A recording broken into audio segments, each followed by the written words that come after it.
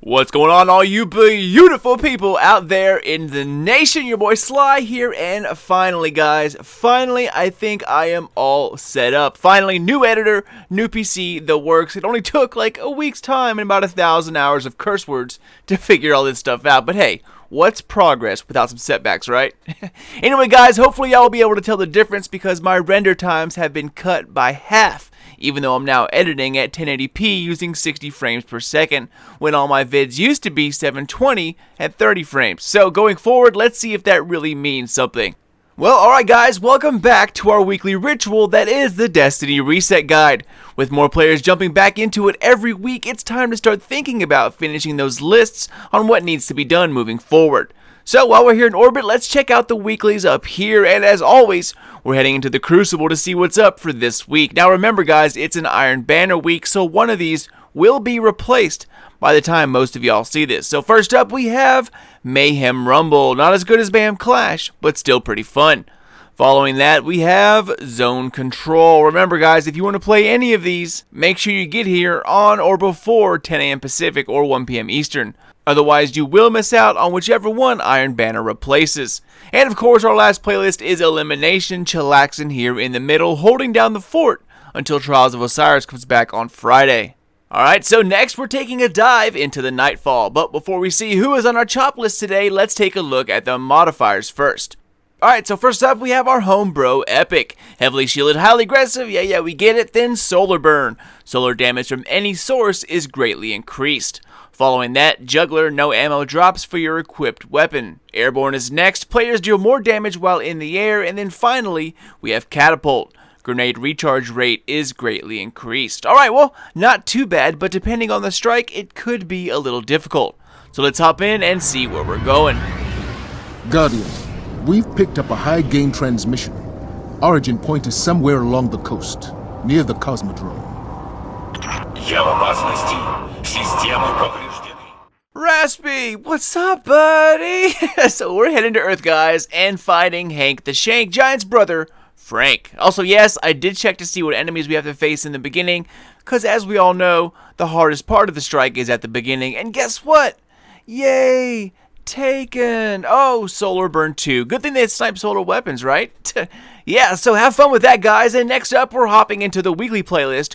Real quick, like to check out the mods for the week over here. So to start us off, we have Epic's little brother, Heroic. Greater numbers, more enemies, more aggressive, we get it, then Brawler. Guardian melee damage is greatly increased. Following that, we have Exposure, shields are increased, but do not replenish, and then finally Airborne. Players deal more damage while in the air. Okay, so that wraps us up here with the playlist. Our next stop is to the reef and to my blue beauty, Petrovenge. As always, don't forget to take a look inside your Postmaster whenever you land. Grab your treasure boxes. Maybe, just maybe, if you're as lucky as I am, you'll get another pair of OP gauntlets. Alright, so Petra, what is up, my chikorita? Let's take a look at those bounties, girl. First up, wanted bounty, we have Baroness Greyris on Venus. Following that, killed 12 named, consumed Fallen, Hive, Cabal, or Vex in the Cosmodrome, and then, of course, the easiest out of them all, kill 100 taken. Guys, you can easily complete all three of these by going to hunt down the first bounty, especially if they all sync up in the same location. So, next up, let's give our warden some love and pick up our gift basket and check out these bounties that Varix has. First up, we have Heavy Hitter. Use a heavy weapon to kill enemies in level 41 Prison of Elders or the Challenge of Elders. Following that, we have Close Still Counts. Use grenades to kill enemies in level 41 PoE or the Challenge. Last bounty for the week is Shock Trooper. Use arc abilities to kill enemies in level 41 PoE or the Challenge of Elders. So for our bonus modifier this week, we have, drumroll please, Melee Kill Bonus. Killing enemies with a melee generates bonus points in the Challenge of Elders. Alright guys, well while we're on topic about the prison and the challenge, let's hop back into orbit and check out the modifiers accompanying the bonus in the Challenge of Elders this week. So, we already know that melee kills is our first bonus modifier for the week, but accompanying that, we have Juggler. No ammo drops for your equipped weapon, which is no big deal. But this next one, Exposure, Guardian shields are increased but do not replenish. Youch.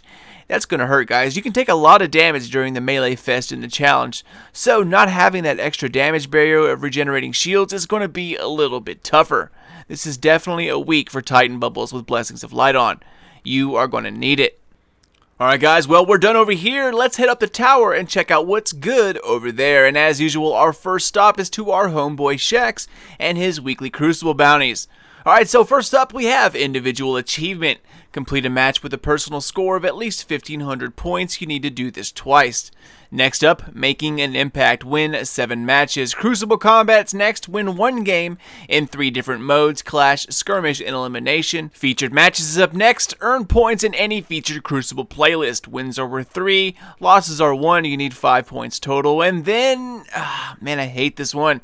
It sucks that this is really the only one that changes every week. Maybe I should just do this one and cut down on the rest to save some time. Anyways, guys, Rifles and Cannons is here this week. Defeat 10 Guardians with each weapon type. ARs, hand cannons, pulse rifles, and scouts. Finally, you turn all of these bad boys in, and you are G to G. Now, guys, a quick reminder. This week is Iron Banner, and the final bounty that Shax has, which really is the only one that matters, is the True Meaning of War bounty. Completing Saladin's Iron Banner bounties count towards Shax's True Meaning of War bounty. So, for example, if you complete 3 daily Iron Banner bounties and then 2 weekly ones, it will actually complete this last Shax bounty, and you can turn this back in to gain an extra reward. Now, if you're the type that gets Iron Banner to rank 5 on all of your characters, then you can easily gain 3 high-end rewards for doing something that you already do. So, just a heads up, keep that in mind, guys. Alright, so for those out there who have stacks of Wormspore to donate, our friends at the Future War Cult are accepting Wormspore for reputation this week. Now, for those that watch my videos and have no idea why I always mention this, this right here is why, guys. The Raid Ghost Shell has an option to gain extra Wormspore every time you pick up an engram on the Dreadnought. Now, since all the raid items come from engrams and chests, you gain Wormspore for every reward that you get, as well as the random blue ones that drop side by side. So by the time you run 3 characters through the raids, you will have a huge pile of Wormspore to turn in. For free, might I add. It's an easy way to rank up, and this is the reason why I mention it. So if you don't do this tactic, it's an easy way to boost rep, and it costs you absolutely nothing. The bad side is that you have to keep an eye on who is accepting Wormspore every week, but don't worry, I got your back on that. Sometimes one person will take it, sometimes nobody takes it, but still, all in all, it's still totally worth it. Alright, well, we're done at the tower. Let's head back up to orbit and over to the Dreadnought. For the raiders out there, let's take a look at this week's challenge. We started a new rotation last week with the War Priest, and now we are back to Golgi. So if you need raiding armor of any type, or you're trying to get to 335, Golgoroth is one of the best bosses out there to help you achieve that. Alright, well, we're done here now. Let's head into the bowels of the beast and check out the Court of Oryx. While not as popular anymore, it's still a great place to go if you need some leveling or if you're missing certain calcified fragments for your moments of triumph. So let's go ahead and check it out. This week's Court of Oryx Tier 3 boss is Kagor, whatever you pronounce it. This is totally easy, guys, and you can solo this if you're high enough level. Shoot the Acolyte Eyes to gain a buff. The more you shoot, the higher the buff. Then use a damage buff against the Yellow Bar Ogre in the middle. Once he's dead, rush on up with your sword. Take out Kagor, boom, done. You are done. Speaking of done, we are done. As always, guys, thank you so much for riding along with me for the reset guide, and I hope it helps you all out there with your plans for the week. As always, if you want to stay up to date on everything Destiny or the Division related stuff, follow me on Twitter at SlyNation. It is the best place to find out about all the upcoming news, updates, and new releases for our favorite games, as well as a good place to see new uploads from my channel. Alright guys, I could never do this without you all and with the nation behind me, and thank you to all of my loyal viewers and badass subscribers out there. Without you, this could not be possible. There is no Sly Nation without the nation behind it. So thanks for sticking with me, and I'm excited to see where the future has to take us. Stay tuned for more vids that'll be in the works soon, and until next time, y'all, this is your boy Sly. Done, gone, out. Ammo inbound. Zone B secure.